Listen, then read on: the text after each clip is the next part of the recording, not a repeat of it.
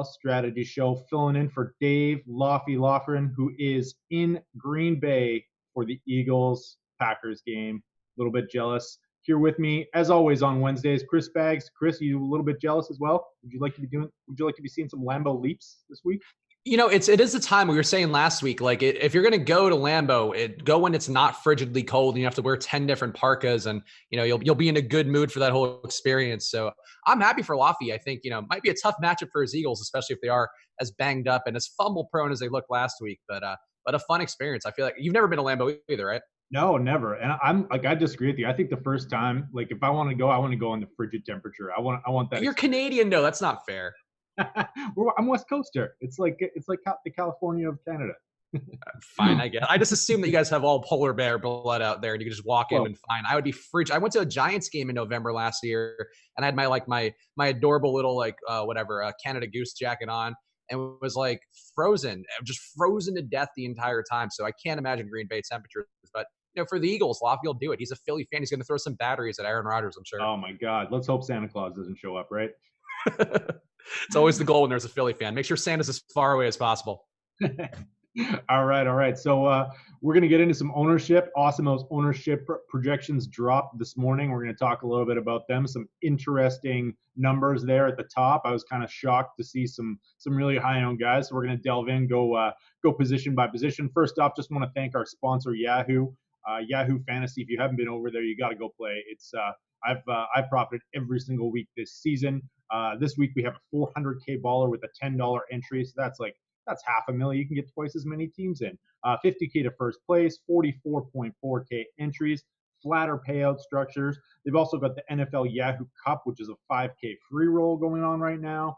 They've got a $1 tournament with a 4K top prize, which is nice. So if you're just starting out and you want to try some new you want to try DFS and you want to enter some low price tournaments, I'd recommend going over there.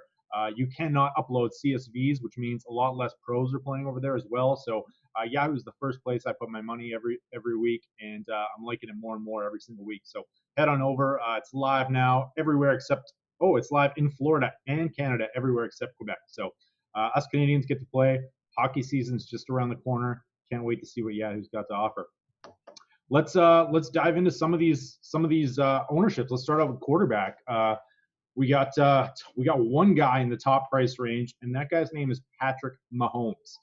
30, 35, 30 are his point totals thus far this season. He gets a matchup in Detroit in a dome with the highest total games on the highest total game of the slate, and we got him projected for around 13% ownership. What was your take when you saw that, Chris? Yeah, I mean, that seems like a fair number for him. I think at a certain point, we have to stop trying to look away from him. If you are at least trying to play a safe lineup, like I was listening to Bill Simmons' podcast with Cousin Sal this week, and they're doing another kind of sponsored tournament for Fanduel. And they were talking about like how Cousin Sal was like, yeah, I'm just going to play Patrick Mahomes every week. And because like he just has the floor, he has the ceiling. And they're certainly not DFS sharp players, but I think you're ultimately going to see more casual players kind of pick up that philosophy as we go, where, yeah, you could try to find the Kyle Allens, you could find the Daniel Jones as a savvy player. I think that is your job to have some of those guys. But at a certain point, I think you just have to match the field on Patrick Mahomes, maybe even go a little bit above because he's doing it every week. You know he has a floor. Your edge is really trying to find the receivers who are going to go with him. We're going to talk about one of them who popped out to me in the numbers in our little Beyond the Numbers segment that Lofty loves so much. I'm going to make you love today, Nolan. I'm ready.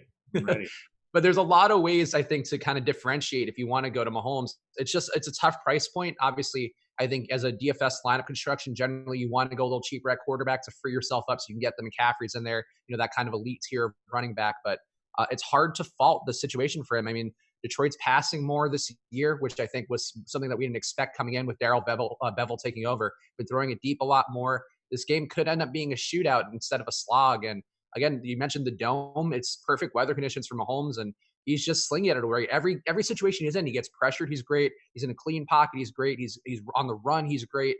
It's just amazing how people expected regression. I didn't coming into the year, and I think even I'm shocked about how good he's been.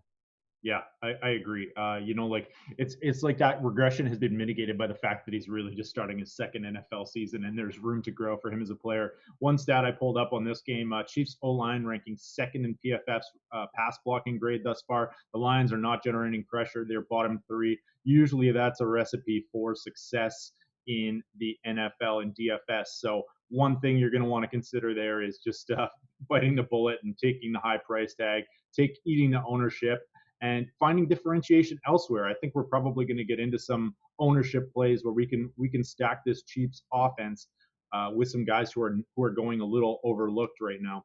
What about Lamar Jackson? I know our own Josh Engelman called him the worst passer in the NFL. I think recently. Uh, what's your take on Lamar? I think we need to remind. I mean, my first take is that we need to remind people about Josh Engelman's thoughts on Lamar Jackson over and over and over again.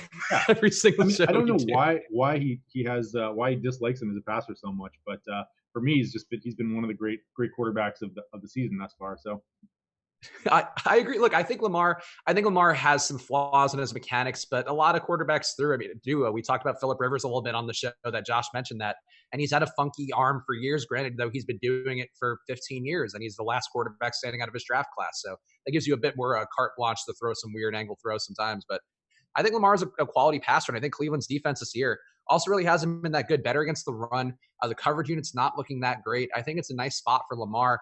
The price point for him, I'm a little less into. I think he has a good floor. We've seen the rushing upside. We see how he gets there, but I don't think he's going to have those ceiling pass attack days. Even if he is a decent passer, I don't know if I see the volume, but he's been throwing it deep. He's been doing all the stuff you want to see out of a quarterback, and of course that rushing floor and upside. Like he's got a floor and upside with the rushing, where he's taking enough attempts. He's running it nine times per game, so that's a lot of attempts at a quarterback guy who's actually a legitimately good runner. So I don't mind the spot, and I do think this game kind of throws me for a loop though, because you think of the Cleveland Baltimore matchups of the past, and it's been the traditional kind of AFC North smash mouth. Let's run it up the gut over and over and over again. Let's do some passes to the flat. That's about it. These teams really aren't that now. Like Baltimore's been more vertical. Cleveland wants to be more vertical. They're spreading out wide receivers like it's a teenager playing Madden.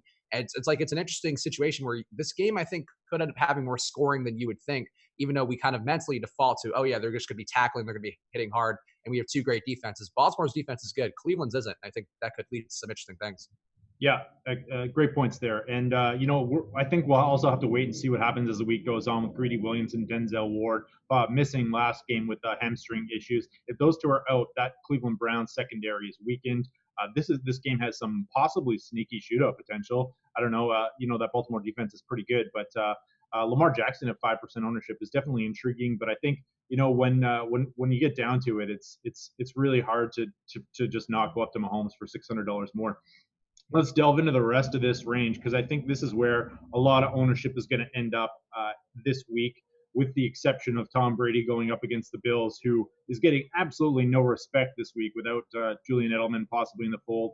Deshaun Watson, Jared Goff, Philip Rivers, Russell Wilson, all kind of priced within $500 of each other on both sites, all getting between like 6 to 10% ownership. Anything stand out to you about this range? Well, this price range, I think we did skip over one guy ownership wise, who I do want to circle back to, but Russell Wilson, to me, a guy who we talked about last week on the contrary, and he jumped out to me as a low owned option. Did not think he was going to have that day he had. Did not think he was going to throw it 50 times. That certainly ended up being one would think an aberration, and this is actually another beyond the numbers thing, so I'll tease it as well. But Russell Wilson's been really throwing it a lot more, and he's also been throwing it deep more as the year's gone on, compared to how he was last year with that Brian Schottenheimer offense kind of designed to squeeze the air out of the ball. They clearly don't trust Chris Carson as well. He's been fumbling quite a bit. I think Wilson, his ownership being up kind of scares me a bit, and I think this could be a week to pivot back to Carson. It looks like Carson's also going to be highly owned, so I'm not sure this spot really has any leverage, but it's going against Arizona, which has been the coolest field of the NFL this year with the pace they're playing offensively. It's given up a lot of opportunities on the other side. So even if Russell Wilson is chalk, I think what we're seeing from him, he's having to do even more. He's still passing at a really high level. We thought last year maybe the sample size of last attempts was the reason why he was so successful. He's throwing it more. He still had the same success, a 71% completion rate on the year. QB rating's looking good. No INTs on the year. It could be a smash spot for Russ. How are you feeling about him? Because he's the ownership is there now. I guess people may be getting that buyer's remorse for missing out in that big game last week. Yeah, so he's actually like one of the first players I noticed when the pricing came out, and I think it's because we're dealing with the Cardinals as the new Coors Field of football with their pace with that Kingsbury offense, and then you have their Peterson suspended and Robert Alford out, so they're basically starting some walk-ons in their secondary at cornerback. So To me, the price point is good. He's been great. And then I think the other thing that's really appealing about going with Russell Wilson right now is we're starting to see some concentration in that offense. Tyler Lockett has a 90% snap count. DK Metcalf is emerging, so that makes stacks very viable in GPPs. I'm not shocked at this ownership. I think 10% is about right, and I think it'll probably go up. You're getting about $1,400 in savings, and I'm guessing he's going to be one of our top projected quarterbacks of the week as well. So I'm right there with you. It's going to be tough to get off. I'm definitely going to have some stacks this week for sure. Also, one thing in the chat too, which Aaron Rasmus is one of our regulars on the channel, so don't take this negatively, Aaron, but saying Mahomes has never played indoors, watch out. There's no way that going indoors is a negative for a passer who's playing with a really fast team, who's now playing on turf. I wouldn't get too cute with your thoughts about Patrick Mahomes and be like, oh, he's never played indoors. He can't. That's the best possible situation for him where you're taking away all the conditions. So yeah, exactly. That's like you got to up them like 3 fantasy points this week. Someone shared on Twitter, I can't remember who it was, one of the game. Has he only played one game indoors? I found that stat like totally crazy and unbelievable. But the tweet was like Patrick Mahomes one game indoors and he threw like an 80-yard touchdown pass behind, like literally 80 yards behind the defense. So I think Patrick Mahomes indoors is going to be it's going to be something to behold this week. We'll see though. Detroit also kind of shaping up in a bit of a funnel defense right now. So I like attacking them through the air, and I can't wait to see what Mahomes does this week. The guys at that price point on the other side, Stafford's kind of in that price range as well. Is he a guy you're going to have interest in? Because it looks like he's getting ownership, and you would think that he's going to be throwing even more because Kansas City's going to score on Detroit, even though Detroit's defense has been a little better this year. Still not a great coverage unit. People are afraid of Darius Slay for some reason. I'm not, but no. I think there's going to be scoring here. And Stafford, we've seen vintage Stafford games, maybe not in a while. Is he somebody you see yourself landing on? Yeah, absolutely. And I think one of my favorite moves in GPPs is to pivot to the opposite quarterback in the lower owned quarterback in a high total game. And we have a fairly concentrated offense with Detroit as well. You got Golladay, you got Jones, you got Hawkinson. So there's a pretty clear differentiation, but you can get some access to all of these players if you want to go full game stack.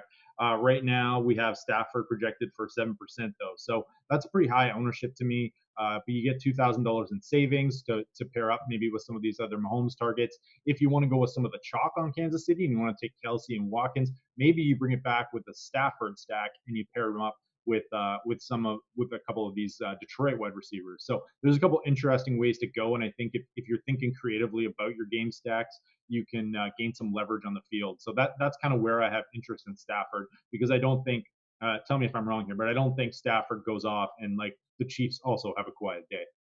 Yeah, no, that I don't think it's. I think the back half of that sentence alone is impossible. The Chiefs are clearly not going to have a quiet day versus anybody it seems this year. And I guess maybe if they have a Chicago on their slate at some point, that could be a situation where the Patriots in the playoffs when they get them. I don't know if they have a regular season matchup this year. I would assume they will because they're both division winners.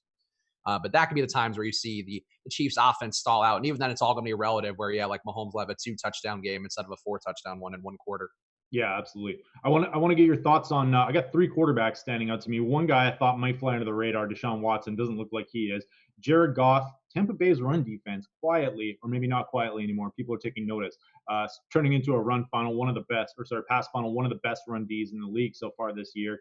The way to beat them is through their weak secondary. We saw it with Daniel Jones last week, and then Phillip Rivers in a smash spot against the Miami Dolphins. All 3 of these guys are in pretty good spots. Sorry, Jared Goff in the Rams. I don't know if I said that. So all 3 of those guys are in pretty good spots. All 3 getting around 7% ownership. What's your take on these 3? I think I would favor Goff. I mean, we've seen some really noticeable home road splits for him. And Tampa Bay, as you mentioned, the run defense is pretty solid. So not, at least not a logical on paper Todd Gurley spot, certainly a contrarian spot to go to him. But given what we've seen of him, I wouldn't want to go there with much trust. But Goff being back at home going against the Tampa Bay defense, who we saw last week, the secondary, really not as strong. They gave up big plays to Evan Ingram. Sterling Shepard had great separation all day long. Like that was, and these are not the Rams receivers, not the Robert Woods, is not the Brandon Cooks, not Cooper Kupp, the greatest wide receiver in the history of sport based on his last couple weeks. So I really don't see a reason why I wouldn't want to go to Jared Goff this week, other than him being Jared Goff, and the price point being at a bit of a premium. I mean, the ownership is going to be a little less than some of these other guys. So yeah, it's an appealing group. I mean, Phillip Rivers, another guy you mentioned too, going against Miami, a fantastic spot. There's a lot of good options here. You could see being tournament winning quarterbacks. who have that upside, but are at a price point where, it's going to be pretty well split, sort of like an MLB slate with pitchers for people who are playing that as well, where sometimes you just spread your exposure. I think you want to have stacks of all these guys because a lot of them have that slate breaking potential, and they're not guys you want to lock in, but they have that upside.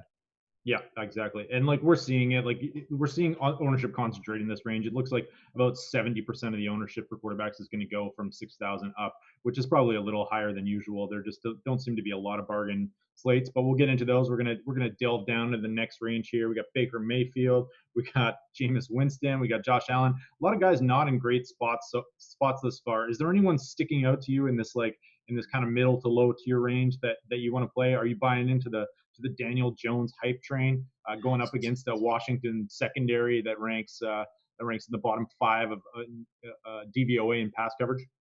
So yeah, that was the one that jumped out to me ownership wise. It looks like we have Daniel Jones being one of the top owned QBs overall in terms of relative to everything. He looks like he's going to be the number 3 owned QB on DraftKings based on ownership projections right now. Not a big difference between him and the other guys. But I do think it's a spot where Daniel Jones could be a very viable play here. His price is reasonable. He does have a little bit of a rushing floor. He had 4 rushes in that game. That's certainly going to help him out a bit.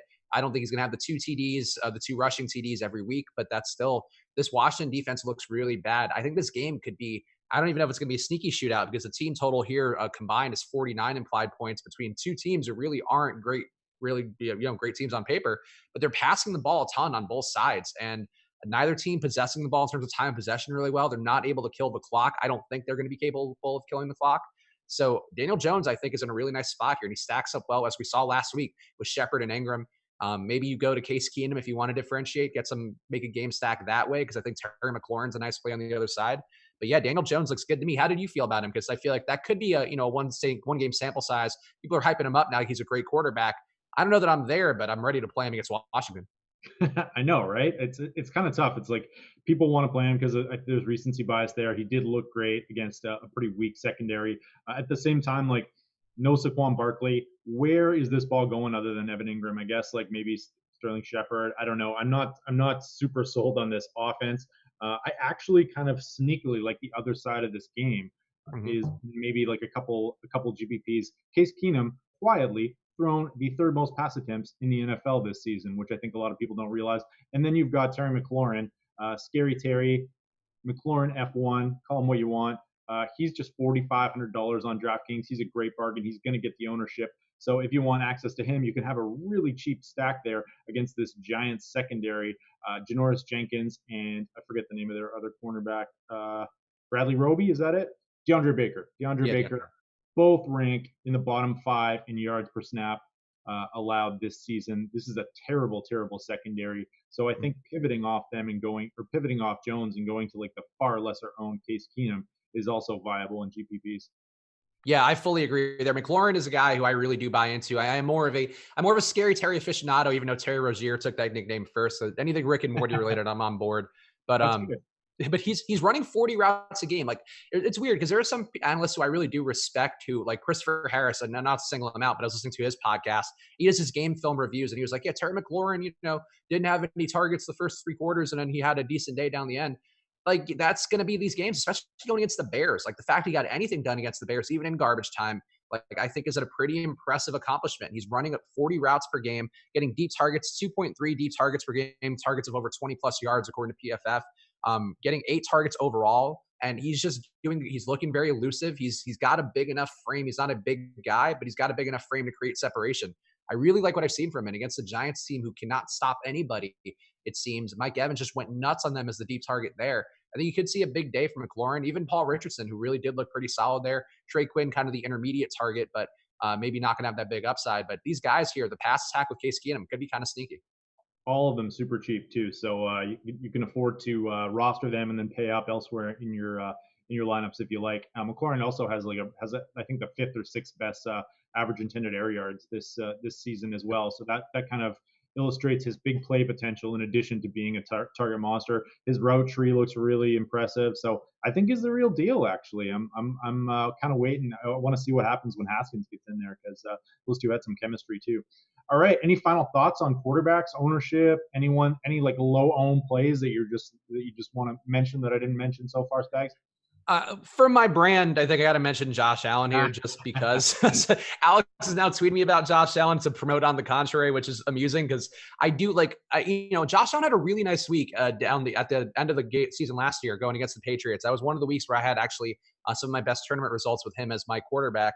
And I think it was him and Zay Jones was the actually might have been a him, Zay Jones, Robert Foster. I don't want to misquote that, but it was definitely him and Zay Jones at least. And these Yeah. guys had a pretty big day. New England's defense is remade. They're looking better. But would it shock you if this game became more of an offensive scoring battle, given what we know of the Patriots? Like, I think they certainly are going to do the old like pull out just enough to win situation here. That's the expectation. Though they don't have James Devlin in there, and that does affect Sony Michel. He does run mostly in formations with Devlin. I think it's Bill Belichick. He can find ways around that. But still, that does change things materially where maybe they're not going to grind out the ball quite as much, or they won't be as comfortable trying to grind out the ball. Maybe they do pass more. And then if they do pass more, and Josh Allen, who's been a little more risk averse, he still has had those INTs, but a lot of them have been on deflections, a couple bonehead plays, but not, it's Josh Allen. What do you expect? But if he has this day, I mean, he's kind of getting folk hero status in Buffalo, and that's a narrative, but I think he's been doing well. Like, he's been doing better than I expect. I watch all his games because I'm fully in.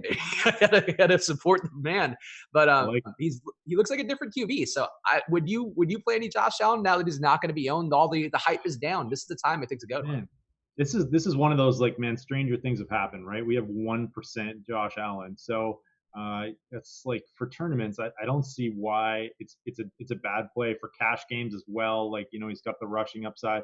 New England ranking number one in both pass and run DVOA.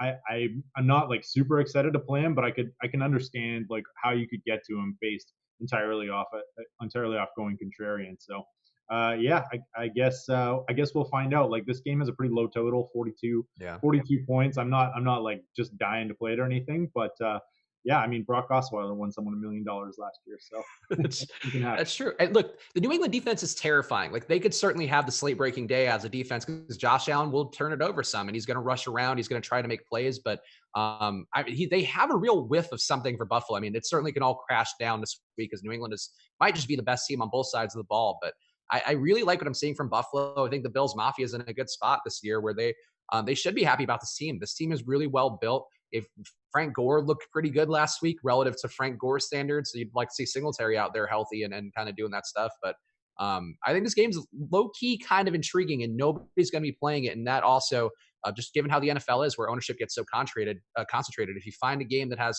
potential scoring and then you have no ownership on it, I mean, that's just an ideal spot in the modern DFS world. Well, you are the Josh Allen whisperer, so we will defer to you on all things Josh Allen. Yeah, no more than 5%. Don't go crazy this week. This is not a 75% Josh Allen week like that other one was. I like it. I like it. All right, that wraps up quarterbacks. Let's delve into some wide receivers here. And then we'll get into your beyond the numbers. I feel like that needs like a musical segment. Yeah, a little like maybe some sort of crystal ball type thing with a headdress. That's what the goals are.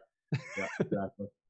So we got 1, 2, 3, 4, 5 kind of elite priced up options at wide receiver. No one above 8K on DraftKings.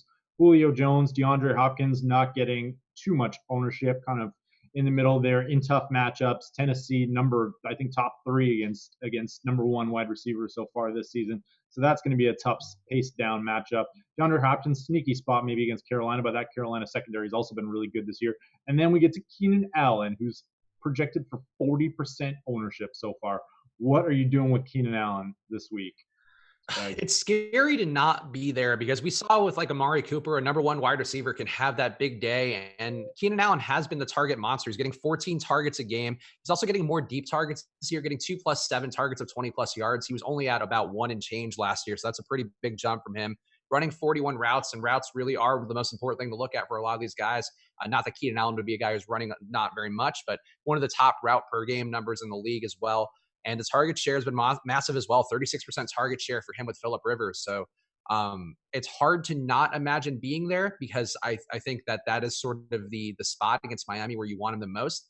But it wouldn't shock me if the production went to like, Austin Eckler, a mix of Eckler and Jackson, whose snap count was a little bit closer last week, or Mike Williams breaks the big plays instead, and you don't have the big week from Allen. Maybe he has an okay week. If he has, 10 catches for 95 yards and a score, that's maybe not where you need him to be at that chalky level of a play. So I could see getting away from him in tournaments at that volume. You have to have some, I think, given the upside he's shown. And how good he's looked this year. But it's scary. Like a position player, that much ownership is kind of tough. How are you feeling? Yeah, I generally lean towards fade more often than not. I think in large GPPs, if you're playing large GPPs, just because you're really just hoping for if you can eliminate 40% of your competition by one guy dudding, it's a recipe. It's a recipe for disaster, right? Like it's a scary proposition. I do like what you said about Mike Williams, though. We have him projected for 3% ownership. He's a red zone target monster. He hasn't been healthy so far this season, but it looks like he's coming back. So I think if you're going to stack up this game, maybe the best way to do it is to grab Allen or grab Eckler, whoever you like, and then pop in some Mike Williams to differentiate your lineups. And then I got a guy we can bring it back with maybe a little bit later on, a little bit lower down in these price ranges. But man, 40% is a lot, and I'm wondering if that's gonna like. What do you think that's going to go down as the week goes on and people get scared off of playing him? He is number one in the NFL in expected points for, and he is 8 more targets than the next closest receiver. So it's just like he's just been so dominant this year. I think that so Osmo's talked about this a lot in the shows we've done this year because we've seen these gigantic point spreads where the teams are just favored to be hammering the opponent. And this one too is going to be another big one, 16.5 points favoring the Chargers on the roads. That's a pretty big split between these two where, maybe you don't need to see it be productive. We saw, Miami played it fairly close last week with Dallas, at least down up until the things just got away. Rosen got taken out for a little bit with what looked like a concussion, came back in, but that was pretty much the game was gone at that point. But if this game does blow out, you could just see Keenan Allen not get that use where you don't need to run it. Maybe you just run it with Justin Jackson over and over again down the stretch. I don't know. I think there are ways where it could break poorly with these blowouts where you just don't need his production. So I think his ownership will come down. If I had to guess, I think he'll be closer to 30% by the time we get to the actual slate locking. And I think that's a pretty fair number, even at 35, given what we've seen of him. And as you mentioned, the target share, the 14 targets per game are not easy to find. We have guys like Devontae Adams who've fallen off a cliff this year, the Vikings receivers. You just got to take the volume, and I think it's still worth matching the field on. Do the Chargers ever blow anyone out? I feel like they're going to choke away. Rivers is going to throw 2 picks. The Dolphins are going to be in it. Like maybe wouldn't be shocking. Wouldn't be shocking, right? especially given how banged up they are in their secondary as well. That's been an issue for them all year. But I agree. Like I think if they played it close, it wouldn't shock me. And then if you don't have Keenan Allen, you're screwed. So I think this really does seem like a match the field just to cover your ass kind of situation because if Keenan Allen has a 45-point day, you're just dead in the water if he's that chalky. It's true. Mike Evans, 3% owned. What am I missing here? Where's the recency bias? Yeah, it's surprising. I guess the price up now. I think the move might just be, though it's not going to be the case this week, where you just go to the cheaper Tampa Bay receiver and Mike Evans. Everybody is smart enough to have known the air yards thing that he had just an accumulation of targets that were deep downfield. But I think this could be a week to go back to Godwin because the Rams defense, their coverage group has been the best part of what they've been doing. Obviously, they do have a good pass rush still with Aaron Donald in there. The havoc that he can create. But I think, and that's certainly going to be a real big issue for Jameis. But I think that's what makes a shorter depth of target guy like Chris Godwin more appealing. We saw him get peppered with targets in that Carolina game. I think this is a week to go back to him. Still not a guy I'd want to trust because Jameis is at quarterback and the Rams defense has looked kind of rejuvenated and looked better in the spots that you need them to look better at. But I would go to Godwin this week. I think at a cheaper price. Evans looked great last week, but he looked great against the Giants team who couldn't cover anybody. I think if he sees more tight coverage, Jameis is not going to want to throw into those tight windows downfield. Or if he does, he's going to get picked. I think it's just how it's going to go. So I'd go to Godwin. Yeah, Tampa's going to probably have to throw the ball. It looks like the Rams are 10-point favorites. This game has a 50 total, which is a little bit surprising. I'm surprised at that 3% ownership, but I like your take there, Godwin, just like about $1,000 less on both sites. So sign me up for some savings there. Let's delve into this next range. We got Sammy Watkins leading the charge. Tyler Lockett as well. Both of those guys above 20% ownership. Any hot takes on these guys? Because I was initially really interested in Lockett, and now at this ownership, I'm a little bit less so. But man, this is such a good spot, and his target share is gone. He's averaged about 4.5 targets his entire career. He's up to 9 this year. Looks like a pretty integral part of this offense.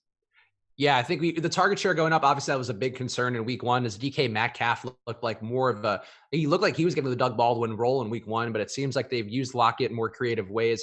And as the pass volume for Russell Wilson has gone up, so has Lockett's, which makes sense. But yeah, I really do think that Lockett's a stellar play. It's tough because he is a kind of, at least mentally, I think I file him away as like a GPP play, a guy who couldn't give you zero. I don't know that he's that guy anymore. I think with him getting 9 targets a game, running a good amount of routes per game too, 39 routes per game. I think that's sort of where you want him to be. So I think he can certainly be a viable play. Metcalf does lurk as a pivot, but the Arizona spot, we talked about it earlier. It's the Coors Field of the NFL. I think you do have to have some exposure here because it's hard for me to imagine Seattle failing given the play volume they're going to see, given the likelihood of pass volume. I think you can differentiate by going to Carson if you want to go to the run game, if Russell Wilson's going to be chalky with Lockett, or you can go to DK Metcalf. Will Dissly's getting a lot of touting, which I don't know that I buy into quite as much. He's only running 18 routes per game. I know that Arizona's given up a lot of tight end production, and Dissly is a very talented player who I touted in the preseason last year, and then he got hurt and didn't quite reach his potential. But I'm excited for him to do well, but a chalk Will Dissly seems terrifying. I'd much rather have a chalk Tyler Lockett. I have not had a chance to check out those Disley numbers yet. As we'll get to tight end. I didn't realize he was going to be chalk. I'm a little bit scared of that as well. I think that's probably a good fade. All three of these Rams receivers are also in this range. We got Cooks and Woods coming in about 5%. We got Kupp coming in 3 times that. Do you like in this scenario where Kupp's 3 times the ownership of these other two guys and the Rams are implied for 30 points? Do you pivot off them? Do you go to Cooks or Woods? Like it seems like maybe things are getting a little out of hand with Kupp, though he has been amazing for the better part of 2 seasons so far in his career. Yeah, Kupp has clearly been the safety blanket for Goff, and I think it's hard to totally ignore that. But I would agree. I mean, Cooks obviously has that deep play upside, which we've seen time and time again. Woods also a guy who can find holes in space. I think the thing to me is that Woods, not quite as, and I guess I don't know if trusted is the right word, but he just doesn't seem to get the same amount of looks as Kupp does, where Goff seems to know that he can turn to Kupp whenever that first read isn't there, that Kupp's going to be there and can make a play on a ball, or at least won't get him picked. Whereas I don't know that he has that faith with Woods. So that's a bit scary. But I think from a tournament perspective, yeah, you're right. Like it's almost a 30-point implied total for the Rams. Like if you're going to have a ton of chalk ownership for Kupp, we just coming off that monster game, they go into a guy like Cooks at least, and probably Cooks and Woods would be the move to try to capture that production and hope maybe they shut down Kupp. But I find it hard to believe that they shut down Kupp, though, which is kind of the issue. Yeah, makes total sense to me. A couple other guys in this range, Thielen, Edelman, both at 1% ownership. I think if you want to get contrarian this week, if you somehow think this Vikings-Bears game is going to go over, I personally don't. I think it's going to be a slog. I mean, the line implies that, and the Patriots as well. Edelman's banged up. We don't even know if he'll play, but that's about it for supremely contrarian plays in this range. Oh, the other guy, sorry, Josh Gordon as well, 0.1% ownership right now. A little bit shocking. I feel like that's not a bad option to throw into your more chalky lineups, especially if Edelman's out. I would expect that number to go up as the week goes on. A little scary for Gordon because he's probably seeing a lot of Tre'Davious White, who I think has been, I don't know the PFF grades by position, but I would assume he's been one of the better graded cornerbacks in the league because he's looked really filthy out there so far this year. And he's been good for probably about 2 years going now. I would be a little afraid about Buffalo's defense. Buffalo's defense has also been pretty good. I mean, the low total here does kind of check out, even though we talked about, the contrarian play here because nobody's going to be owned.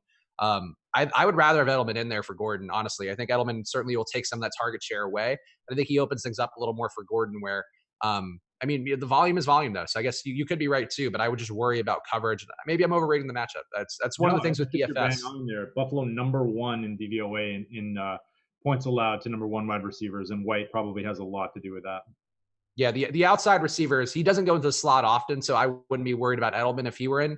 But with Gordon out there, I mean, Gordon really hasn't shown much this year. He's not getting targeted as much as you'd want to see. It took a bit of a jump with no Antonio Brown in there, so that's a positive. But yeah, White's scary, and Gordon could beat anybody, but White does scare me enough where I wouldn't want a ton of Gordon.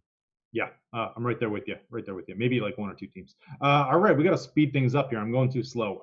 Let's talk about this like $5,000, $4,000 range on DK and about $1,000 higher than that on Fanduel. Standing out in the ownership, we got Christian Kirk, 15%. Larry Fitzmagic, 14%. Kenny Golladay, people lining up to play Kenny Golladay. He is top 15 in the NFL in targets. We have him at 18%, but his fellow teammate Marvin Jones getting a lot less love, 6 times less ownership than him. Who's standing out? Oh, and then the other guy, of course, that we mentioned, McLaurin F1. Let's hammer that nickname. I don't like Scary Terry. And that's about it for outliers here in terms of high ownership in the lower price range. Any of these high owned guys that you're gonna just eat the chalk with this week, Chris? I haven't been eating too much. Well, I guess I had a good amount of Larry last week, which is fine. I mean, he and Christian Kirk are over 10 targets per game.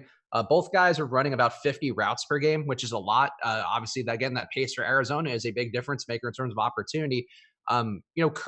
Kirk is a bit interesting here because the Seattle secondary hasn't been good to start the year. And I think, mentally another thing where you kind of file them away is like, oh, they're pretty good. They're not covering guys really well. They're not tackling well, which has kind of been a Seattle standard of years that we've looked at. One of the worst tackling grades according to PFF for them. So I think these guys could be interesting though. But Galladay to me, um, I'm a little surprised at his ownership because I would have thought after that down week that people might kind of come down a bit, but he's been really well targeted. I think your Marvin Jones point, though, is a pretty good pivot to him, where Jones is running the same amount of routes, also getting targeted deep.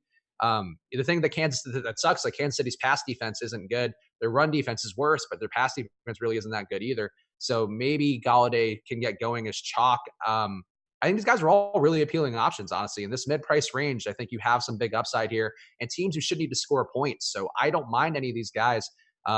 And yeah, like I'm willing to eat the chalk on pretty much all of them. McLaurin as well. McLaurin, we talked about earlier. It's a really great spot for a lot of these dudes this week. And that'll save you some money too. So if you want to get to Christian McCaffrey, you can do that, which is helpful.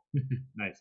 Yeah, it's an interesting debate because I find like if you're gonna fade chalk, I would rather fade a chalky wide receiver than a chalky running back, just because there's so much variance with the position. So Kenny Galladay at 18% is high, and we've seen him get the targets in the past and not be very efficient with those targets. So that to me is a possibility for a fade if you want to pivot off him. It's still a great matchup, but Kansas City defending number one wide receivers really well so far this year, which is surprising. It's only 3 games. It's a pretty small sample size, but that's something to take into consideration as well. And I think if you're going to go with a chalkier game stack, maybe the pivot is off Galladay as well. I'm right there with you with McLaurin. We already talked about that. I want to throw 3 guys' names at you, and you can tell me your thoughts on them. See if any of them stand out to you. First, Devontae Parker, and to bring back any kind of Chargers stack. He is getting targeted a whole bunch in this offense as well. He's I think 3rd or 2nd in the NFL in targeted air yards this year. So there's a definite possibility of him breaking one. And if the Dolphins are going to stay in this, or if that game stack is going to be viable, Awesemo always says bring it back with someone. I kind of agree. Paris Campbell, Oakland giving up the most 20-yard plays this year. They did that last year as well. They are a threat to be scored on through the deep ball. Paris Campbell very fast. T.Y. Hilton possibly out. There's a guy I'm looking at if you want a flyer. Demarius Byrd, maybe. 4 wide receiver sets going like crazy in Arizona. They run them at an insanely high rate. And then the last guy, Will Fuller. He's going to break one of these days, isn't he, Spags? Yeah, I always play Will Fuller, so I do like him too. The routes have been there for him. He's right there running the same amount of routes as DeAndre Hopkins, so I think that's certainly what you want to see. The targets are down, though. I mean, the target share used to be closer between these guys. I don't know if it's because of Kenny Stills being in there, maybe taking some of his stuff off his plate, but 9.3 targets per game for Hopkins, only 5.7 for Fuller. They've been closer to not even, but a little bit higher volume than that for Fuller in the past. So that's a little bit worrisome. But yeah, I think these guys here are sort of the dart toss ones. Where Parker guy you mentioned, we've talked about him on pretty much I feel like every show for the last few weeks, where he's getting a ton of air yards, as you said. And that's not paid off in any meaningful way. It seems like Preston Williams might be the safer target to go to there with less upside. But Parker getting 21.4 air yards per attempt. It's a big number downfield. I don't hate that as a concept, but as an actual play, I'd rather go to Fuller. Fuller just seems like he's due for one of those breakout days. And Carolina, not, as you mentioned, or as we talked about earlier, a good coverage group, but maybe that leads to more coverage on Hopkins and Fuller finally gets that breakaway moment. So that could be there. And I'm sorry, who was the other guy? I'm spacing on who was Paris Campbell. Oh yeah. So yes. So actually, I think that's really sneaky. Deon Cain has been getting a ton of people. Like weirdly, people keep DMing me about Deon Cain over the last few weeks. I think he was good in the preseason. And like I haven't seen that. I think Paris Campbell's the guy who, if Hilton is out, he's the most direct comp to Hilton. Probably can't run the same routes like Hilton. I've talked about in some content this year. He kind of changed up his route tree, running a little bit shorter, kind of same thing with Andrew Luck. He can still take some deep routes. He's done a lot better job kind of getting into space, being more of a possession receiver in addition to being a deep threat. Paris Campbell at this point in his career, probably more of a straight deep threat, but he does kind of profile similarly. So I think Campbell's worth the dart toss. And honestly, if you are going to go Deon Cain, if you're one of those people who's been like, I want to play Deon Cain at a minimum for 2 weeks, if Hilton's out, this is the week to do it. Like there's just so much volume left behind. But I would rather have Campbell because he's sneaky, he's fast. He is like an elite spark athlete. Yeah, absolutely. And he was like, he's one of the top spark athletes in the class. he was getting a lot of buzz during the early summertime and with when Andrew Luck was a quarterback. So the only problem with rostering him this week, well, you got the disadvantage is he's very expensive on DraftKings. Yeah, He's he's been priced pressed up. Calvin Ridley, Emmanuel Sanders, Mike Williams, but that's lowering his ownership. And we have him for like projected for almost no ownership. People aren't going to play him at that price. So I think he's a great GPP flyer because he has the ability to break a slate. All Yeah. right, let's move on. We got running backs, we got tight ends, we got defense and special teams. Before we move on, I just want to tell you a little bit about Awesemo.com, all the great products we have here. This year as well, we have a NFL Top Stacks tool, which tells you the relative ownership of a quarterback, and there are 2 likely pass catchers or 3 likely pass catchers. The chances that that combo is the number 1 scoring combo on the slate relative to their ownership. It's one of the most valuable tools in DFS. You can get under-owned stacks, over-owned stacks. You can see who to fade in your large lineups or in your large GPPs. So come on over and check that out. We have a lot of packages right now available. Even if you're a casual player, we have packages starting as low as $3.95 per week, which will give you access to some of Awesemo's rankings. And as well, we have a great Slack chat community. Everyone's always in there. You'll be up to date on all the latest news with all our touts like Spags in chat, talking up the best plays. So yeah, come on over, sign up, say hi. We'd love to have you over there. As well, I forgot to mention our sponsor, Yahoo. If you want to get 30 free Yahoo Sports Rewards points, come on over to Awesemo.com and check out our Spotlight Hitters article. You can head to that article. There's a link in there. Use promo code Awesemo, and it will get you a free $30 if you sign up for Yahoo. We would greatly appreciate it. Also, feel free to hit that like button because we like that as well. It helps us out. Okay, let's get into. Wait, just real fast, Olin. I love the shows where I don't have to do the ad reads. It's like I just get to sit here and make faces and go like, yeah. Like it's really gratifying as somebody usually has to do them on the show. So I appreciate you, Nolan, for doing that. Nice. All right, let's get into Beyond the Number stats. Is that good? Beyond the number. Wait, do we want to go beyond number? I feel like we need to talk about Wayne Gallman and the running backs first. All right, let's do it. So Beyond the Numbers, we'll save it for the end. Yeah, that'll be the last thing we do because that one we can speed through. But this Gallman ownership has been driving me nuts, so we haven't talked about it yet. All right, well, let's get into the running backs here. I'm just going to pull up my ownership here. Leading the charge, this is a crazy week, I think, at running back. We only have 3 players above 8K on DraftKings and highly priced on Fanduel as well. On Yahoo, I think it's very similar. We have 3 players priced up above. No, so I guess it's a little bit better on Yahoo where we have Christian McCaffrey, Dalvin Cook, and Ezekiel Elliott all kind of in that. Because they get the Sunday nighter, that's why. So you got Ezekiel Elliott on that slate, which is nice. But on the main Sunday slate, we only have 3 running backs to choose from really in this top price range. One of them in a pretty tough matchup, Dalvin Cook at Chicago against that top Bears defense. Austin Eckler, Christian McCaffrey, going to get most of the ownership here. They are standing out as the 2 highest owned running backs on the slate. What are you doing with them, Spags?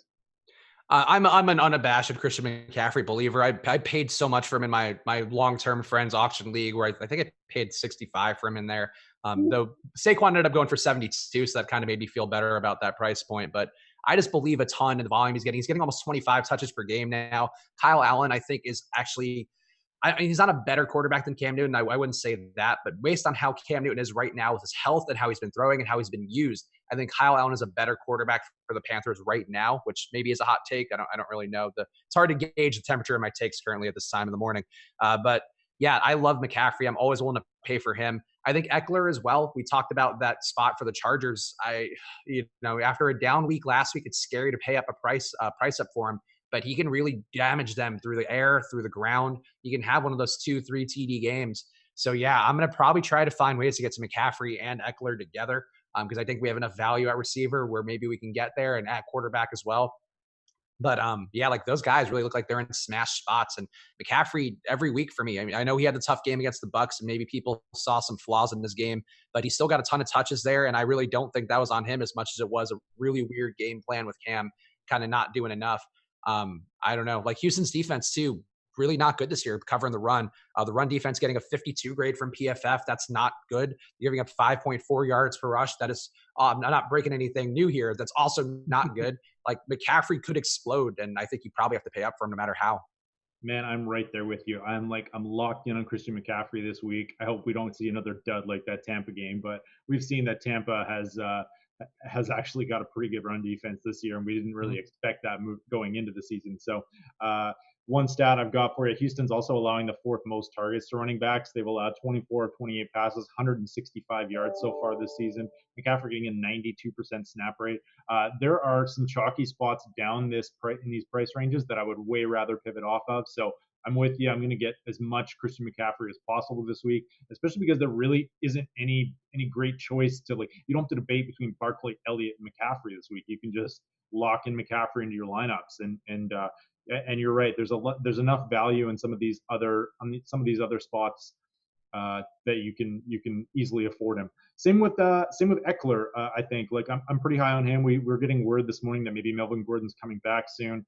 I don't think that that's going to mean he plays this week. I wouldn't see any reason why he would. So you're probably looking at 2 to 3 more weeks. But another great spot for him. The only real danger here is whether or not is if the Chargers get up big on them. But and Eckler sits. But Miami's been the worst team against the run this year. They're terrible. So I think both of these guys you can lock them into your lineups if you want to, and then build stacks around them. Yeah. So then I think to get there, though, a lot of people are going to be doing this move where they're probably, well, it looks like based on the ownership, this would be my guess that people are going to try to play McCaffrey with Eckler and then go to Gallman in the flex. Yeah. And we're projecting Wayne Gallman really well right now. And I get, the volume, the role that we're expecting. But boy, in that game when Gallman came in, they did not use him even a little bit. And that's could also just be him not being prepared, though you would think as a backup running back to a high volume runner that you would be prepared. But 35% projected ownership for Wayne Gallman right now in DraftKings seems like a lot. The projection looks good. I get it. I get the volume. Barkley's leaving at least 16 touches, probably closer to 20 touches behind. But Mhm. Jones seems to want to throw in. And Alex talked about this a little bit vis-a-vis the running backs and vis-a-vis Barkley, where Daniel Jones's penchant for wanting to run is going to kind of kill a little bit of the value for these guys as short in the flat pass catchers, because he's going to try to take that himself, or he's going to maybe throw it to Shepard or Ingram, who are both fairly close range targets. So I will have Gallman, but him as chalk just seems kind of flimsy for tournaments, and I don't know that I'm there. How are you feeling about Gallman? Because I could be Yeah, swayed either way. I'm in the same boat as you. I think one of the problems with this slate so far and why we're seeing ownership concentrate so heavily on him is just because there aren't a lot of other value running backs, right? There's not a ton of options. You kind of have to pay up at least about $500 more to get someone with even a decent role. That being said, if I can pay up and get say a Devonta Freeman for 10% ownership for a few $100s more, he's getting a really high snap rate. There's a number of options I think that you can pivot to in this range that give you similar upside to Gallman. Gallman's not known as a great pass catcher. I think he maxed out at like 25 caught balls at Clemson, which I mean isn't bad, isn't great. He's a good pass blocker, so I think that they're not going to be afraid to throw him in on and give him a high snap share. It's just a question of whether or not they're able to do anything. This Giants offensive line has actually been pretty good in run blocking this year too. So I think it's a fine play. They priced him up a little bit more than I would like to see. I would like him. I was kind of hoping he'd be like 3,500 or something on DraftKings, but maybe this is a site specific thing where if you're getting like a lot of savings, then you can fire him up. Like on Yahoo, Wayne Gallman is the bare mint. So Okay. there's absolutely no reason not to play him on Yahoo. Like fire him up, right? Yeah, I think on Yahoo that makes a lot more sense, and that's why we advocate going to Yahoo, because the softer pricing there sometimes can be a big difference maker and make things easier for both cash and for tournaments in that respect and line of construction. Yeah. And also makes it easier to differentiate because everybody's gonna be playing Wayne Gallman. So if you're trying to differentiate in a tournament, just get slightly less in the field and you're good. Yeah, if Um, everyone's going to play Wayne Gallman, why not play him when he was at the bare min, right? I don't think the ownership's going to be that much different. So, Yeah, so I uh, don't know. I find it to be a terrifying spot, and I'm sure I'll be saying that in many of the videos we'll be doing over the course of the next few days here, covering NFL's Week 4.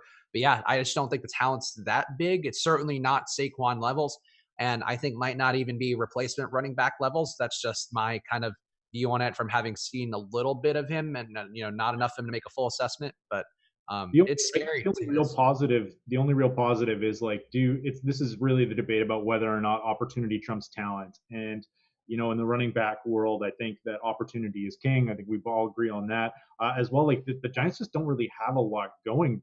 Like there's not a lot of competition for snaps there. You have like Elijah Penny, who's didn't really see much of the field. It's pretty much the Gallman show. So I think he's going to get a really high snap share, and that means he's probably going to at least. I would say he's going to at least pay off his value. That doesn't necessarily mean he's going to be a slate breaker. So I think you can lock him in cash lineups, and then in Yeah. GP, like anything can happen. So 40% ownership. If he gets that high, then feel free to fade. Yeah, I agree. For cash, I would agree fully. He's definitely a lock in that respect. And but it just wouldn't shock me if he ended up with like 10 touches on the day, and a lot more of the lion's share of the work went to guys like the Ingrams, like the Shepherds. Even Darius Slayton last week had a weird kind of target load, which kind of jumped out to me in terms of air yards and his amount of looks. If Cody Latimer's out again, he could be a guy who's a little sneaky. Like there are people here who can kind of find that production where they don't like it's not going to be Barkley's role. I think would be the one thing I would make clear. So play him in cash, but for tournaments, be prepared to look elsewhere and find some differentiation points. Yeah, makes sense. What else are you seeing on this slate? Two chalk guys that I'm interested in fading right now. Depending on what happens with Rashad Penny, Chris Carson, 24% ownership, Leonard Fournette, 6K, Jacksonville at Denver, 27% ownership. I'm a little bit worried about this Jags offensive line. They've been terrible this year. They rate out as one of the worst run blocking units in the entire NFL. To me, I'm not. I'm a big believer in offensive line dictating how successful a running back's going to be. I don't think running backs. I'm on team running backs don't matter. So that to me is a big red flag there. What are you doing with these two chalky mid-priced guys? Because I'm going to probably fade them, especially with Chris Carson's fumbling issues. So I think it's Fournette's credit. It bums me out when I listen to like kind of the general interest football podcast or like, oh, Leonard Fournette just be on the Redskins running for 3 yards and falling over. Fournette's been doing a good job. Like, for as much as he can. You mentioned that offensive line. It's been a really poor offensive line, one of the worst rated run blocking offensive lines in the league. Fournette maybe not doing a great job, but still getting over 3 yards after contact, which is a good number. Getting 7 targets and catching 5 of them. That's like he's shown the improvements that you want to see. But Denver's run defense has been the best spot of their defense. They still have done a terrible job of rushing the passer, which is kind of a shock for having Vic Fangio in there. They haven't recorded much in the way of sacks, haven't forced fumbles, haven't gotten INTs. A lot of poor stuff in that secondary, but the run defense has been one spot that they're good.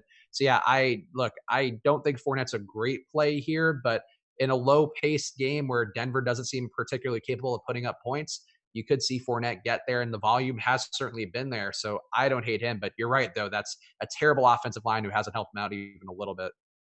Yeah. All right. We're on the same page there. I think I do think he's been good. I don't want to knock Fournette because it just doesn't seem like it's his fault. If he doesn't break out that 69-yard run last game, I feel like he's not getting this ownership this game. So, what are you doing with Dalvin Cook?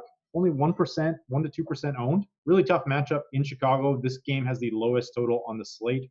I kind of like that ownership, though. We saw it with Kamara last week where he had no ownership and ended up getting his highest usage of the season and breaking out.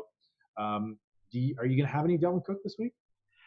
It's hard to not get a little bit in there, especially as a pivot to Eckler. If Eckler, let's say, doesn't quite get to where he needs to, and then they're at a very comparable price point on the sites that I'm playing on. So that's going to be a little bit helpful there. And the volume's been there for Cook. I think you can make an argument that Minnesota's had the game in hand. So maybe the passing attack hasn't fully reached its potential. And Chicago's run defense is pretty good, giving up only 3.1 yards per rush on the year. And yards per rush isn't a perfect stat, but it's still pretty decent indicator of where they are with a good run defense grade as well and good DVOA numbers. So a scary spot for Cook, but I do think this is one where the run should be leaned on by their side. It does seem like Chicago's secondary is able to be attacked. The pass rush is still as violent as ever. We saw what they did to Case Keenum. But Case Keenum also threw a good amount down the stretch and had some success, especially in garbage time. It's not crazy that this could be the week that Minnesota starts to pass more. But I think it seems like kind of a traditional NFC North matchup where the run game should dominate it. And Cook has looked good. I mean, he's breaking a lot of tackles. He's really been elusive. He's also smashing guys in the face whenever he can, which is kind of what you want to see. You want guys to run like vintage Chris Ivory, where you're just like basically colliding at the point of impact over and over again. Getting 4.1 yards after contact, which is a massive number for a guy who's yielding as many touches as Cook is.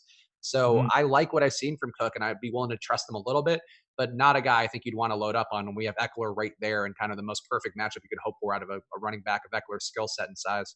Yeah, that's the beauty, I guess, of taking cookies. You don't need much to get overweight on the field. I just sometimes when I look at these numbers, I'm like, well, like is Eckler 28% versus Dalvin Cook at 1 to 2%? Like, are the odds really 16 times higher that Austin Eckler is going to be the higher scoring running back? Like, I know that's not the perfect equation for that, but at the same time, like it just feels like Dalvin Cook is probably a better play for GPPs. Minnesota running the ball at the highest rate in the entire league this year, 61%, I believe. So I think like he's just gonna fly under the radar, and with his usage and with that, like it's not like a terrible price point. I kind of like it at that ownership. Anyone else standing out to you so far? Any low on flyers? Anyone I missed, Spags? Nothing too crazy. I think I'm just taking one more quick scan. Obviously, the ownership, I thought Carson would be a little sneakier. It doesn't look like he's going to be sneaky at all. So that's one that kind of gets ruined there. Carry Um, on Johnson, 20%. Yeah, carry on's interesting because that is one approach that I ended up paying off well with Mark Ingram last week, where I just kind of assumed that they would run more against KC, given the fact that you want to try to squeeze as much air out of the ball as you can. You're probably not going to get enough ever to slow down KC fully. But the run defense has been really bad for Kansas City on the year.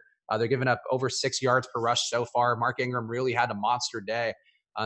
Carry on he's the lead back. There's really nobody threatening him now. Paul Perkins is going to suddenly get a ton of touches.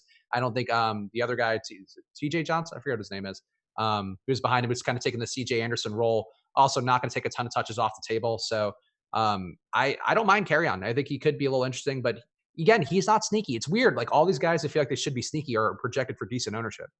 Yeah, that's the thing. Like I thought a lot of these guys would fly under the radar a little bit, especially like running backs. Like Detroit's what, a 10 point dog in this game. What are they? 7 point dog. Like that's not usually a recipe for ownership when you have a running back is a 7 point underdog. But I think people are getting sharper these days. I tell you that. Yeah. Spags, is it time? Is it time for? Oh yeah, no, it's time. Now, if you want to do the singing again, I did appreciate the singing that I cut you off on. Run the numbers with Chris Spags. There's like a yacht rock quality to that, which I appreciate. I'm in on it, Nolan. The singing voice is beautiful. Right. But let's do it real fast. Come on every Wednesday and sing that, and then Yeah, we'll just pop in for 1 second. Or you just like your disembodied head popping in and singing. that's the goal. We get better production here. That'll be what we have is Nolan singing here, all of our interstitials. high quality stuff. Yeah. So here's the first number, Nolan. I'll throw this to you because I kind of hinted at it before. And this guy jumps out to me, and it makes me feel good because I actually have been our awesome celebrity charity league thing. And I didn't play him this week, even though I did pick up a win. By the way, I've beaten Pat Mayo and Christopher Harris, so I'm dominating the high profile talking heads out Oh, there. beating Pat Mayo though, that's like you can roster a bunch of scrubs and beat Pat Mayo. It's not hard. poor Pat Mayo. You have Christian McCaffrey though, so you're fine regardless for whatever happens this year. Oh, my team's terrible. My team's terrible. But yeah, so Sterling Shepard, he's run 46.5 routes per game with 4.2 average yards separation between him and opposing DBs on each target. That one comes courtesy of NFL's Next Gen Stats, a page which you should start checking out because they've actually added a lot of really cool ones. I've always used it for quarterbacks, or at least the last few years I've used it for quarterbacks. But for wide receivers and for running backs, they have some new stats on there, which are actually pretty helpful. And separation is one that interests me. It's one of the best marks for him for a wide receiver so far this year. Is this sort of a limited sample size run, or with Golden Tate out one more week, is Shepard an underappreciated play for week 4 with Danny Dimes at QB? Nolan, I'll toss it to you in a second, but just to answer the question first, I think he's a really good play this week. We talked about the potential for scoring here. I don't think this is one of those divisional games where the teams are going to be able to stop much. Maybe it slogs a little, but I really find it hard to believe based upon what we've seen from both these defenses that it is going to. And Shepard's just a reliable short target. The fact that he's getting that much separation when he's not running very deep routes is a very good sign for me. Shepard missed that one game with concussion. I think people may be sleeping on him a little bit. Price point's still reasonable. I'm gonna have a good amount of Sterling Shepard. How are you feeling about him in this new Danny Dimes world? Man, that's he wasn't on my radar until you brought him up, and like I'm thinking about it now. The problem I have with him is that he's priced up. He's $5,800. So that's it's tough to get to him at that price. At the same time, that's going to lower his ownership. I think he would probably have generated a lot of buzz as the week went on if he was like $1,300 cheaper. I'm just going to check his price on Yahoo here. So $17, much more reasonable. I think a little bit more reasonable, anyways. You might want to. This might be slate specific. You might have to shop around for the best price. I think as a in a vacuum play though, that makes a lot of sense. this game could shoot out. We have a pretty centralized offense in New York. If you're going to go stack them up with Jones and Ingram, bring it back with McLaurin, that makes for a nice cheap stack right there. And then you can fit in some of these higher price running backs. So I like where your head's at with that one. There's just not a lot of options other than Benny Fowler right now in this Giants team. So if his ownership's down because of the higher price point, I'm in. Yeah, I mean, he's just been a really good receiver, and I think people do sleep on him a little bit. And this could be another spot where, if we're going to think the Daniel Jones thing continues for one more week, I think Shepard could be a big beneficiary. And the target share has been there for him, and the routes per game have been there for him. And those are two things which I do try to look at. A great way to differentiate your stacks there, I think, because the most common thing people are going to do is Daniel Jones, Devin Ingram. Yep, I would agree. All right, I got another stat here for you. Despite concerns for his volume heading into the year, Russell Wilson has averaged 35 pass attempts per game, along with 6 targets of 20-plus yards per game, both of which are up from 26.7 and 4.25 per game, respectively, in 2018. Will Wilson keep up this pace, or is it just a symptom of Chris Carson's struggles? To me, I think that Wilson is in a good spot. I think that the fact that Seattle kind of sucks is going to help him out this year. They've really regressed on pretty much both sides of the ball, not getting great blocking up front, not doing a great job defensively. Those are the spots from a fantasy perspective where you do have more value. And Wilson in particular, who does kind of run that offense, everything flows through him. I think he's in a good spot here if Carson continues to struggle. What are your prospects here for Russell as the season goes on? Do you think he can keep passing as much, or is it going to eventually kind of slow down again?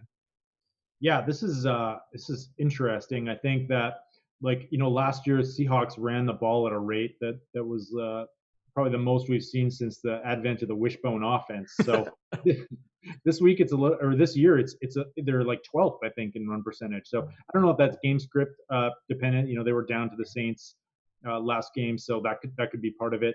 I'm just looking at their schedule here. They've got some pretty weak pass defenses coming up. So I think this could be one of those things where they're starting to shift their offense a little bit. Now they have DK Metcalf in the fold, who I really like this week at a pretty good price point.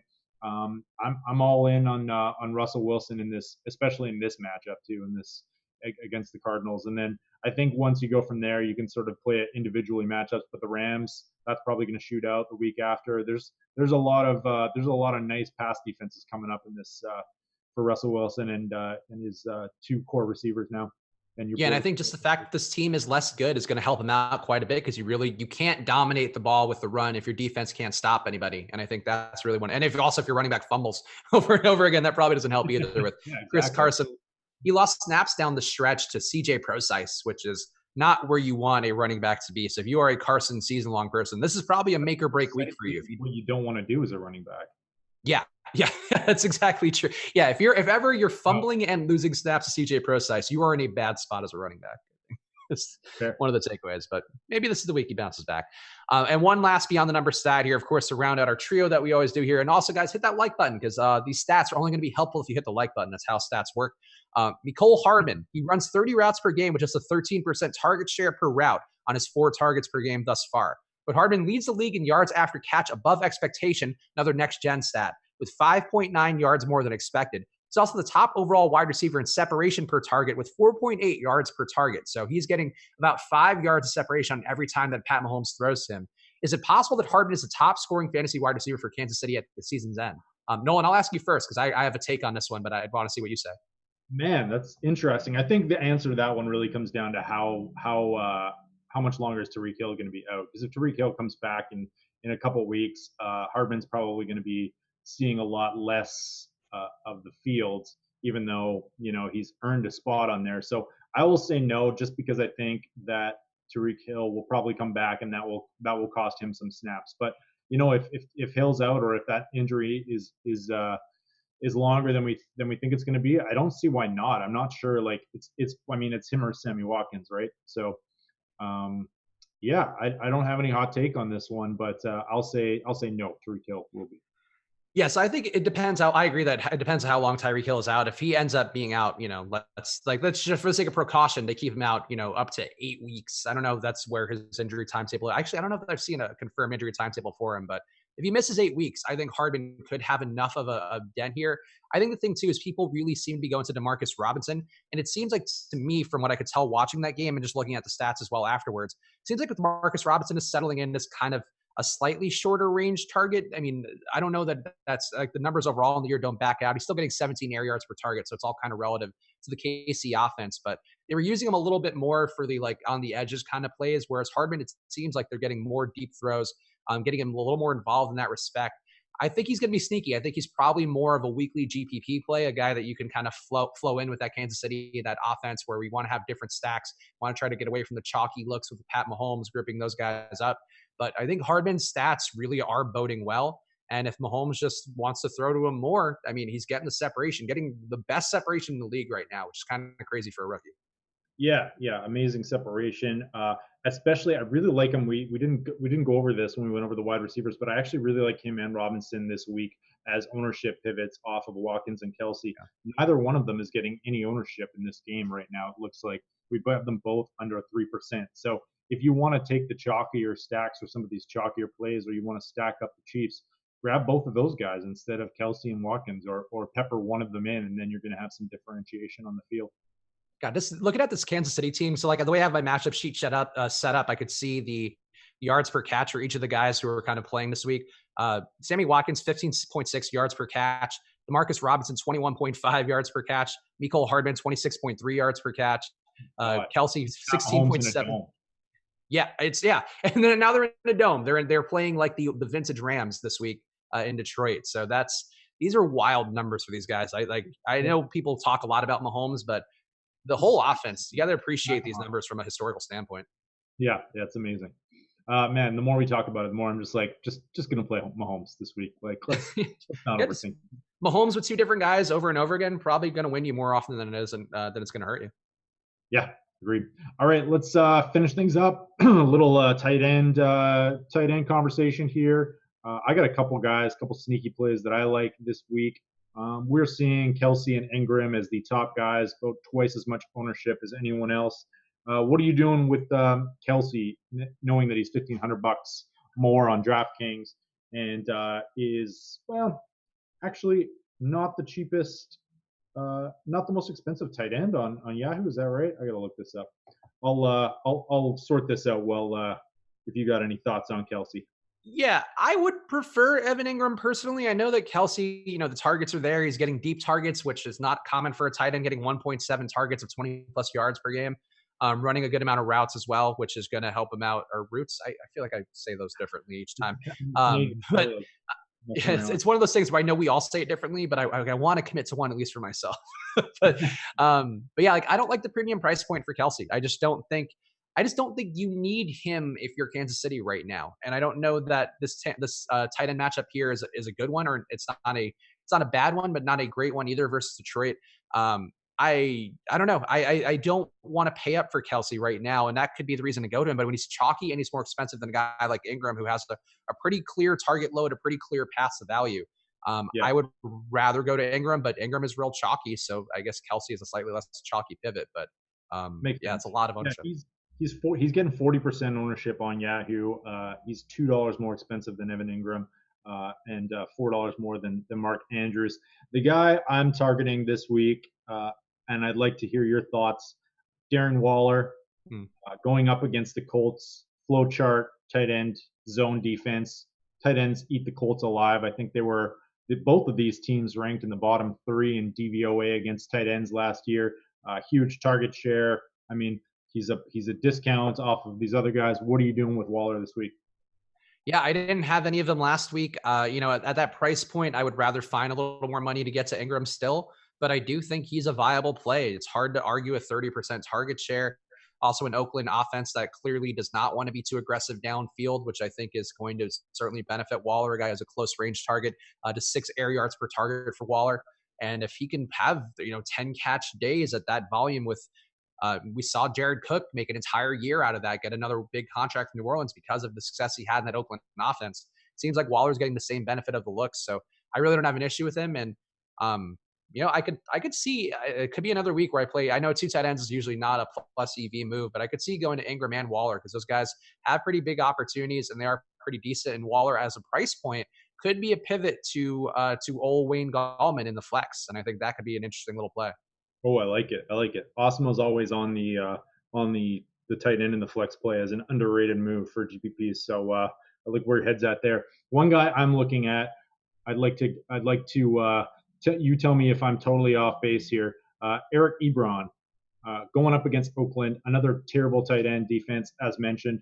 Sub 1% ownership, priced up a little bit. No T.Y. Hilton. Am I crazy here? Is this a bad play? It's certainly not a bad play. I mean, we saw the two TD upside, maybe three touchdown upside that he had in some games where he got like a rushing touchdown and some passing touchdowns last year with Andrew Luck. The routes per game, though, are a bit of concern. Only running 18 routes per game, which is right there with what Jack Doyle's running. Neither guy getting much in the way of targets. 3.7 targets per game for Ebron, 3 for Jack Doyle. The prices certainly can be appealing, and Ebron has that touchdown upside where he can, certainly break a slate, at least at his price point. So I see the logic to it. It feels a little flimsy to me. Like I kind of wonder if maybe this is just, yeah, especially if Hilton's on in there. I do wonder if it's maybe just a Marlon Mack game and going to the tight ends, or Campbell might be a bit of a negative move there. But still, like I don't hate the idea because there should be target volume left to spare with no T.Y. Hilton out there. But if Hilton's in there, I think Ebron's, I wouldn't say unplayable, but like it's just hard to trust. The DVOA, though, does back out the tight ends. Really bad tight end defense for Oakland.